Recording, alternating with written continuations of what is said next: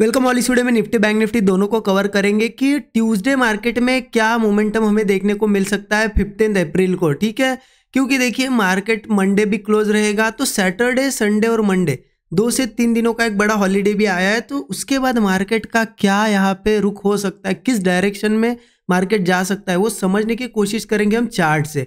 ठीक है, लेकिन उससे पहले ये देख लेते कि ये जो दिन था फ्राइडे का, लगभग आपको मार्केट दिख रहा है ऊपर नीचे करके बीच में ही क्लोज हुआ। इस दिन के लिए हमने एनालिसिस क्या किया था और मैंने पर्सनली कहाँ ट्रेड प्लान किया। ठीक है, देखिए एनालिसिस बहुत क्लियर था, आपको मैंने समझाया था कि मार्केट जिस तरीके से ये यहाँ पे 4% का गैप डाउन 4-5% गैप डाउन करके फिर से रिकवर जो कर रहा है, तो मार्केट में क्लियरिटी बिल्कुल नहीं है। क्लियरली बताया था आपको कि क्लियरिटी नहीं है, तो हम मार्केट का स्ट्रक्चर देख के मार्केट का किस डायरेक्शन में यहाँ पे झुकाव रहेगा उसी डायरेक्शन में हम ट्रेड प्लान करेंगे, हमारा एनालिसिस था। तो उस हिसाब से मैंने भी वेट किया आज मार्केट को। देखिए जैसा कि हम क्लियर जब डायरेक्शन होती है, हमें पता है कि मार्केट बुलिश ही जाने वाला है, बियरिश है, हम अग्रेसिव ट्रेड करते। कैसे करते? अग्रेसिव ट्रेड करते एकदम अग्रेसिवली, कि ओपन होते से ही 2-3 कैंडल में भी ट्रेड प्लान कर लेते। लेकिन इस मार्केट में हमें ऑब्जर्वेशन करना होता है कि कैसे किस डायरेक्शन पहले पकड़ेगा। तो मार्केट ओपन हुआ, ओपनिंग के बाद पहले ऊपर गया, कोई यहाँ पे मुझे सेटअप इसमें दिखाई नहीं दिया। फिर मार्केट यहाँ पे थोड़ा सा रिट्रेस करने लगा और इन लेवल्स के आसपास आप थोड़ा ऑब्जर्व करिए। देखिए बार बार ऊपर जाने की कोशिश कर रहा था, लेकिन वीक्स बन रही थी, मतलब सेलिंग प्रेशर दिखाई दिया था। और दूसरी चीज अगर आपने ऑब्जर्व की होगी तो प्रीमियम्स ऑप्शन के जब कॉल सेम स्ट्राइक का कॉल 300 का अगर चल रहा था, तो पुट कितने में चल रहा था? वो 220 के आसपास। मतलब मैं एग्जाम्पल ले रहा हूँ कि इतना 70 से 80 पॉइंट का डिफरेंस था। तो देखिए ऐसे में क्या होता है ना, मार्केट एक नीचे का मुंह देके पुट्स मैनेज करने की कोशिश करता है, प्रीमियम मैनेज करने की कोशिश करता है। इसलिए एग्जैक्ट इसी कैंडल में, एक ग्रीन ही कैंडल में मैंने पुट साइड का ट्रेड प्लान किया था, जो कि मैंने स्टूडेंट ग्रुप में भी शेयर कर दिया था। दिखा भी देता हूँ आपको, ये स्टूडेंट ग्रुप में आप टाइमिंग देख सकते हो, 10:09 में 11 अप्रैल की बात है। देखिए सेलिंग मूव एक्सपेक्टेड करके मैंने यहाँ पे शेयर कर दिया था। आपको दिखेगा अभी कितने बजे की कैंडल है, 10:05 की कैंडल है, आपको यहाँ दिखेगी 10:05 की कैंडल। देख लो यही वाली, ये रेड है ना, इसके बाद ही, इस रेड के बाद ही मैंने शेयर कर दिया था। ठीक है, अब इसके बाद मूव भी अच्छा आया, 60 से 70 पॉइंट प्रीमियम भी बढ़े। बट देखिए मेरा एक्सपेक्टेशन क्या था कि यहीं से, क्योंकि वीकनेस यहीं पे आ गई, यहाँ से 1-2 कैंडल में एक बड़ी ये कैंडल जो बनी ना, मैं यहीं पे एक्सपेक्ट कर रहा था। लेकिन मार्केट ने क्या हुआ, यहाँ पे एक रेड कैंडल बनाई, इतने प्रीमियम भी नहीं बढ़े पुट के, यहाँ पे भी होल्ड कर रहा था। इसीलिए मैंने क्या कर दिया, जो मेरा इनिशियल स्टॉप लॉस ऊपर था, मैं जहां एंट्री की कॉस्ट पे लेके आया। और उसमें क्या हुआ, ये नेक्स्ट कैंडल थोड़ी ऊपर गई, मेरा कॉस्ट पे जो कॉस्ट पे मैंने स्टॉप लॉस ट्रेल किया था वो स्टॉप लॉस ले लिया, और उसके बाद रेड कैंडल बनी और बहुत ही अच्छे 60-70 पॉइंट प्रीमियम बढ़ गए यहाँ पे, जो 250 वाला ऑप्शन था ना उसके। तो इसमें क्या होता है ना, मुझे इजीली 1:3 के ऊपर का आज टारगेट मिल जाता है। ठीक है, जिन्होंने होल्ड किया होगा, जिन्होंने स्टॉप लॉस ट्रेल नहीं किया होगा, उनका प्रॉफिट हुआ होगा। बट मैं यहाँ पे, मुझे निकाला मार्केट ने और फिर मूव दिया। ठीक है, कोई बात नहीं। देखिए ऐसे मूव्स भी आएंगे, ऐसे दिन भी आएंगे जब आपको निकाल के मार्केट मूव देगा, लेकिन एक्सेप्ट करना है हमें। क्यों? क्योंकि देखिए हमें यहाँ पे क्या, हमारे एक्सपेक्टेशन के हिसाब से मूव जल्दी नहीं आया, तो इसलिए मैंने ट्रेल किया। अगर वही अपोजिट चला जाता फिर, क्योंकि सस्टेन कर रहा था, प्रीमियम भी नहीं बढ़ रहे थे, अगर अपोजिट जाता तो मुझे बड़ा लॉस भी हो सकता था, इसलिए मैंने ट्रेल कर दिया। ठीक है, लॉस से बचो। देखिए हमारा फाइनल मोटिव क्या होना है, लॉस से बचना है हमें, जितना हो सके लॉस से बचो। उसके बाद बचता ही क्या है मार्केट में, सिर्फ और सिर्फ प्रॉफिट। प्रॉफिटेबल दिन आएंगे, बड़े बड़े प्रॉफिट्स होंगे, लेकिन पहले लॉसेस से बचो आप। एक बार लॉसेस कम कर दिया ना आपने, फिर प्रॉफिट ही बचता है करने को।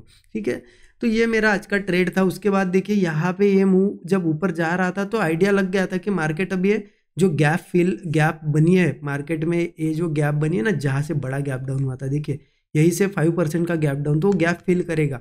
ये आइडिया यहीं पे लग गया था। क्यों? क्योंकि देखिए इतनी बड़ी सेलिंग कैंडल के बाद भी मार्केट होल्ड कर पाया और ऊपर आ रहा था, तो ये क्लियर था कि गैप फिल करेगा। बट यहाँ पे मैं वेट कर रहा था अपसाइड का ट्रेड लेने के लिए। मैंने बताया था बिग ग्रुप में कि नेक्स्ट ट्रेड प्लान करेंगे, लेकिन मार्केट क्या हुआ ना, सीधे सीधे सीधे चलने लगा। अब ऐसे में तो हम एंट्री नहीं कर सकते।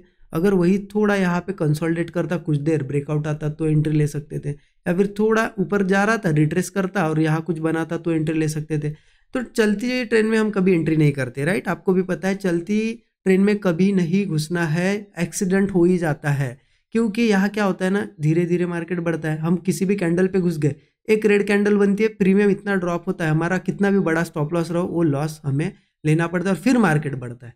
इसलिए मैंने यहाँ पे कोई ट्रेड प्लान नहीं किया, मार्केट ने ये गैप आखिर में फिल कर दी। ठीक है, तो ये आज का दिन था मेरा दिन तो लगभग आप समझ लो कुछ नहीं मिला। आज के दिन लॉस भी नहीं किया मैंने, प्रॉफिट भी नहीं किया, क्योंकि यहाँ कॉस्ट पे निकल गया था। आपका ज़रूर बताइए, आपने आज के दिन कॉल साइड का ट्रेड प्लान किया या फिर ये डाउन साइड का, यहाँ पे मैंने जब एंट्री ली वहाँ पे आपने एंट्री ली, ज़रूर मुझे बताइएगा। ठीक है, कमेंट में। वीडियो को लाइक नहीं किया होगा ज़रूर लाइक कर दीजिए। अब देखते हैं कि करना क्या एग्जैक्टली ट्यूसडे के दिन। तो इसके लिए चलते हैं हम डेली चार्ट पे। डेली चार्ट पे आ गए। अब यहाँ पे आपको क्लियर हो जाएगा पिक्चर कि करना क्या एग्जैक्टली। देखिए, जहाँ पे मार्केट है, जिस लेवल पे हम अभी खड़े हैं, जो कि 22,800, ठीक है, 22,800 के पास है। तो मार्केट की अगर बात करूँ ना, प्राइस एक्शन बेस्ड बिल्कुल नहीं है ये मार्केट। क्लियर बता देता हूँ, प्राइस एक्शन बेस्ड नहीं है। सभी ये जो चल रहा है ना अभी कुछ दिनों से मार्केट, यहाँ से यहाँ तक, और ये पूरा के पूरा मूव ये न्यूज़ बेस्ड चल रहा है। आपको पता है यूएस चाइना के बीच में कोल्ड वार चल रहा है, तारीफ लगा दी है, ये हो उस वजह से देखिए कि किसी दिन बड़ा गैप डाउन होता है 5% का, उसके बाद गैप अप करके मार्केट रिकवर भी कर जाता है। 3-4 दिनों में इतना बड़ा इवेंट हो गया, नीचे भी गया और ऊपर भी आया। तो ये मार्केट तो देखिए, जब तक मार्केट अब स्टेबल नहीं होता, सीधा अच्छे से मतलब गैप डाउन बंद नहीं होते इतने बड़े, तब तक तो मेरे हिसाब से पोजिशनली कुछ भी होल्ड करना बहुत ही ज़्यादा रिस्की रहेगा। क्योंकि यहाँ पे जो लोग कॉल होल्ड करके बैठे होंगे, 5% के गैप डाउन में कितना बड़ा लॉस हुआ होगा उनको। अब फिर उन्होंने क्या किया होगा कि चलो नीचे ओपन हुआ है तो चलो सेलिंग में पोजीशन बना लेते हैं। उन्होंने सेल साइड पोजीशन बनाई होंगी, और जिनको प्रॉफिट दिख रहा उन्होंने प्रॉफिट भी नहीं बुक किया होगा। उनको लगा होगा कि और गिरेगा मार्केट, और मार्केट 2 दिनों में रिकवर भी कर गया। तो सभी को जो मतलब मिला जुला के लॉस ही यहाँ पे होता है ऐसी मार्केट में। जब मार्केट ऊपर नीचे करता है ना, कोई डायरेक्शन नहीं होती है, तो ऐसे में पोजिशनली प्लान करना गलत ही रहेगा। इंट्राडे करना अच्छा रहेगा। अब इंट्राडे में भी क्या है ऐसे में कि देखो क्या है ना, मार्केट है ऐसे साइडवेज न्यूज़ बेस्ड चल रहा है, तो इंट्राडे में भी यहाँ पे प्राइस एक्शन नहीं बनेगा सही से। ये क्या करेगा, जिस साइड स्ट्रेंथ या वीकनेस आएगी, जिस साइड मार्केट मतलब सप्लाई डिमांड आएगा, उस साइड जाएगा। क्योंकि देखिए, जब मार्केट में हमें डायरेक्शन क्लियर होती है, मान लो ये सपोर्ट है, सपोर्ट से ऊपर जा रहा है, हमें पता है कि इस मार्केट में इंट्राडे में भी बाय ही करना है, तो दिन का एक भी ट्रेड लेंगे हम, हमें पता है बाय ही करना है। अगर मार्केट नीचे जा भी रहा है तो सेल नहीं करना है, क्योंकि वो ट्रैप हो सकता है। मार्केट नीचे सेलिंग दिखा के ऊपर आता है, तो इसीलिए हमें क्लियरिटी होती है कि बुलिश मार्केट है, सपोर्ट से जा रहा है, बाइंग करना है। लेकिन ये मार्केट है ना, यहाँ से मेरे हिसाब से यहाँ से गिरना नहीं चाहिए था। ठीक है, ये सेलिंग पॉइंट अच्छा नहीं था। ठीक है, तो भी गिर गया, तो ये न्यूज़ का इफेक्ट है। यहाँ से देखिए क्लियर सपोर्ट भी नहीं है, सपोर्ट थोड़ा नीचे ऊपर भी गया, तो ये पूरा न्यूज़ बेस है। तो ऐसे में क्या कर सकते हैं ना, हम स्ट्रक्चर देख के ट्रेड करेंगे।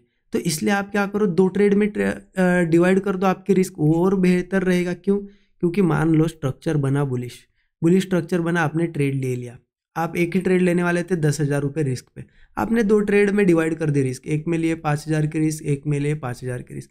अब पहले ट्रेड में लिए 5,000 की रिस्क, आपको पता है टारगेट हम 3-4 गुना बढ़ा ही लेते, मतलब 5,000 की आपके रिस्क थी, 20,000 तो हम प्रॉफिट लेने की कोशिश करते। बट अनफॉर्चुनेटली वहाँ से हो गया रिवर्स फटाक से मार्केट, और आपको फंसा के निकल गया नीचे की साइड। तो एक क्लियरिटी आ जाती कि नहीं, मार्केट ने आज यहाँ पे बायर्स को फंसाया है, मतलब इस तरीके का स्ट्रक्चर बन रहा है, तो हम एक अपोजिट ट्रेड भी ले सकते हैं, या फिर एक अपॉर्चुनिटी बचती है, तब तक हमें मार्केट भी समझ में आ जाता है। तो इसलिए ये दूसरी रिस्क बहुत काम में आती है। क्योंकि आपके ठीक है, पहले ट्रेड में 5,000 गए, दूसरे ट्रेड में आपने 5,000 की रिस्क ली, आपको सीधा बड़ा प्रॉफिट हो जाता है 25-30 हज़ार का, तो ये 5,000 तो रिकवर हो जाते हैं, बड़ा प्रॉफिट भी बचता है। तो इसीलिए मैं कह रहा हूँ कि 2 ट्रेड में डिवाइड कर दो, ये बहुत अच्छा रहेगा डिसीजन। ठीक है, अभी के मार्केट के लिए जब डायरेक्शन क्लियर होगी तो एक ही ट्रेड में लेंगे। और मान लो आपका क्वेश्चन होगा कि दोनों एसएल चले गए तो क्या होगा, आपकी डेली रिस्क ही है ना, तो आपने सोच के ही रिस्क लिया ना कि मैं 10,000 ही गवाऊंगा। ओवर ट्रेडिंग मत करना, 1-2 एसएल चले गए ठीक है, बैठ जाओ, कुछ मत करना। ये तो इस तरीके से प्लान कर सकते। तो अब करना क्या एग्जैक्टली ये देख ले। तो सबसे पहले चलते 15 मिनट चार्ट पे। यहाँ मैं बताता हूँ आपको करना क्या है। देखिए, जिस तरीके से मार्केट अभी जिन लेवल्स पे है, निफ्टी ने उसकी जो बड़ी गैप बनी थी ना वो फिल कर दी। बड़ी गैप्स होती है ना, मार्केट फिल करता है बहुत ज़्यादा बार, क्योंकि ऐसी गैप सस्टेनेबल नहीं होती। 5% की गैप थी, फिल कर दी। अब ये गैप बैंक निफ्टी में बाकी है। बैंक निफ्टी आप देखोगे ना, लेवल आ जाती है गैप की यहाँ पे 51,500 के पास। अभी बैंक निफ्टी है नीचे, तो बहुत ज़्यादा पॉसिबिलिटी यही रहेगी बैंक निफ्टी को देख के कि निफ्टी भी ऊपर आ ही सकता है, बैंक निफ्टी एक गैप फिल करने आ सकता है। तो ऐसा नहीं कि अब चलो पॉसिबिलिटी है तो कहीं पे भी ओपन हो कॉल ले ले, ऐसा नहीं करना है। ठीक है ना, मार्केट फ्लैट ओपन हो, थोड़ा यहाँ पे ओपन हो या गैप डाउन भी ओपन हो, देखो थोड़ा मार्केट को एक बेस बनाने दो। मान लो नीचे भी ओपन हुआ या यहाँ पे भी हुआ, ऐसा एक सपोर्ट बनाने दो। फिर उसके बाद अगर होल्ड करता है, ब्रेकआउट वगैरह देता है, तो गैप फिलिंग के टारगेट के लिए अपसाइड का ट्रेड हम प्लान कर सकते हैं। हो सकता है गैप फिल करके फिर ऊपर भी चला जाए। तो ये बैंक निफ्टी में इस तरीके से बन सकता है। और देखिए बैंक निफ्टी अगर इस तरीके से बनेगा तो निफ्टी भी क्या करेगा ना, गैप अप हुआ, फ्लैट हुआ या गैप डाउन छोटा सा, अगर वो सही में सपोर्ट बना पाता है ना, तो फिर वो कंसोलिडेट करके कोई भी ब्रेकआउट देगा ना, तो अपसाइड हम जा सकते हैं। ठीक है, अगर निफ्टी की बात करूँ मैं, तो क्या लेवल्स निकल के आएंगे रेजिस्टेंस के, देखिए 23,000 के ऊपर 23,050 का एक रेजिस्टेंस है, 23,300 का रेजिस्टेंस है, 23,500 का रेजिस्टेंस है। इसको भी ब्रेक करता है तो 23,650 तक भी जा सकता है। एक एक रेजिस्टेंस लेवल है। अब देखिए मार्केट में तब तक ही अच्छा ट्रेड बनेगा जब तक मार्केट आसपास मतलब जहाँ क्लोजिंग है उसके आसपास ओपन हो। अगर बहुत ही बड़ा न्यूज़ आ, क्योंकि आपको पता है वीकेंड्स में न्यूज़ आ रही है, वीकेंड में ही ये कांड हुआ था, पहले मार्केट इतना बड़ा गैप डाउन हुआ, अब यहाँ पे एक दिन मार्केट क्लोज था तो गैप अप हो गया इतना। तो ये जो न्यूज़ आ रही है ना, ऐसी कोई न्यूज़ आएगी तो फिर मार्केट हमारे हाथ में भी नहीं है कहाँ ओपन होगा। लेकिन बहुत बड़ा गैप अप या गैप डाउन होता है तो फिर दिक्कत हो जाएगी। तो इसलिए थोड़ा बहुत पास में ही ओपन हो, अच्छा रहेगा ट्रेड हमारे लिए इंट्राडे के हिसाब से। बाकी गैप अप गैप डाउन होता है तो फिर ख़राब हो जाएगा ट्रेड। ठीक है, अब देखिए डाउन साइड का क्या सीन रहेगा। देखिए डाउन साइड का तो अभी मेरा व्यू नहीं है, फिर भी मान लो गैप डाउन हो गया, कोई निगेटिव न्यूज़ है मार्केट में, गैप डाउन अगर हो गया तो देखो क्या करता है। अगर सपोर्ट बनाता है, बार बार उसी सपोर्ट को टेस्ट कर रहा है, तो ब्रेकडाउन आने पे एक हम पुट भी ले सकते, क्योंकि मैंने अभी बताया आपको 2 ट्रेड में डिवाइड किया रिस्क, तो कोई दिक्कत नहीं, हम 2 ट्रेड ले सकते हैं, 1 ट्रेड लेंगे। अगर फेल हुआ तो फिर अपसाइड का कुछ बनेगा तो देखेंगे, है ना। इसलिए डाउन साइड का भी ट्रेड प्लान करेंगे। नीचे गिरने पे आए तो मार्केट में सपोर्ट तो सीधा 21,700 पे। अब वो एक ही दिन में आएगा नहीं आएगा हमें तो नहीं पता, बट इस तरीके से प्लान करना है। तो देखिए आपको 2 चीज़ें क्लियर हो गई। मार्केट अभी चल रहा है न्यूज़ बेस्ड, क्लियरिटी डायरेक्शन क्या है बिल्कुल क्लियर नहीं है। तो क्या करना है, पोजिशनल ट्रेड तो बिल्कुल अभी होल्ड मत करो। करना है आप कर सकते हो, आपका पैसा है, मैं बता रहा हूँ आपको क्या मार्केट की सिचुएशन है। ठीक है, पोजिशनल होल्ड मत करो। इंट्राडे में भी मार्केट क्या डायरेक्शन दिखाता है उसके हिसाब से चलो। ठीक है और रिस्क 1-2 ट्रेड में डिवाइड करोगे तो अच्छा होगा, क्योंकि क्लियरिटी मिल जाती है। जब तक एक एसएल अगर आपका चला जाए ना, उसके बाद क्लियर हो जाता है मार्केट कि अब हो क्या रहा है एग्जैक्टली, तो दूसरा जो ट्रेड होता है ना, आपको हेल्प करता है प्रॉफिट बनाने में इस मार्केट में। बाकी ट्रेंडी रहेगा तो फिर एक ही ट्रेड हम लेते हैं, कोई दिक्कत नहीं। इस तरीके से प्लान करो। अच्छा लगा एनालिसिस ज़रूर बताना, और लर्निंग करनी है, स्टूडेंट ग्रुप ज्वाइन करना है, आप ज़रूर डिस्क्रिप्शन में डिटेल्स है, आप ज़रूर चेकआउट कर सकते हो। Thank you so much everyone.